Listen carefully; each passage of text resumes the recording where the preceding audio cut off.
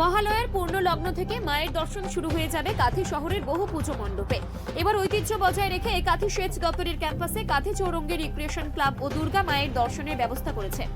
ওই ক্লাবের অন্যতম কর্মকর্তা বিশ্বজিৎ চৌধুরী জানিয়েছেন, মহালয়ার দিন পূজা মণ্ডপের উদ্বোধন করবেন ক্লাবের সভাপতি তথা রাজ্যের বিরোধী দলনেতা শুভেন্দু অধিকারী। এই ক্লাব কাঁথি শহরে অনন্য নজির তৈরি করবে মণ্ডপ সজ্জার মাধ্যমে। এবার নারী সুরক্ষা ও পশ্চিমবঙ্গ সুরক্ষার ভাবনা নিয়ে গড়ে উঠছে পুজো মণ্ডপ, যা দর্শনার্থীদের সচেতন করবে। প্রতিবাদী মুখ হিসেবে গড়ে তুলতে সচেতন করার জন্যই এই বিরল ভাবনা তৈরি হয়েছে পুজো মণ্ডপ। কাঁথি ডাকঘরের সামনে সহস্র শঙ্খধ্বনিতে মায়ের আহ্বানের মধ্যে দিয়ে পুজো মণ্ডপের শুভ উদ্বোধন করবেন রাজ্যের বিরোধী দলনেতা শুভেন্দু অধিকারী। জোর কদমেই তো প্রস্তুতি চলছে, কি বলবেন? দেখো, আমরা 28 বছর ধরে এই পুজোটা করে চলেছি। চৌরঙ্গী রিক্রিয়েশন একটা গৌরবময় পরিস্থিতি তৈরি করবে আগামী দিনে, কারণ চৌরঙ্গী রিক্রিয়েশন কাঁথির ঐতিহ্যবাহী ক্লাবদের মধ্যে একটি। আমরা সব কিছুকে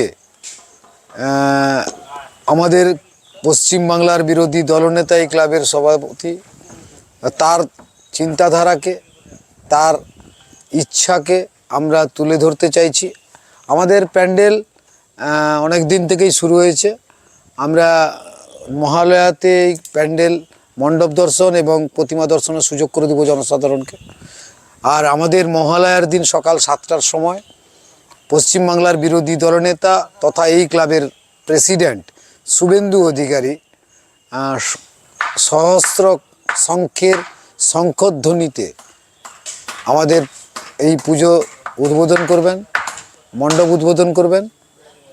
আর এই মণ্ডপ উদ্বোধনের সাথে সাথে হাজারো মেয়ে আমাদের কাছে এসে শঙ্খধ্বনি করবেন, সেটা আমরা দেখতে পাবো কাঁথি পোস্ট অফিস মোড়ে। দাদা, দেখা যাচ্ছে যে মণ্ডপটা তৈরি হচ্ছে, যেসব একবারে কুটির শিল্পের যেসব ব্যবহার করা জিনিসগুলোকে আবার পুনরায় তুলে আনা হচ্ছে।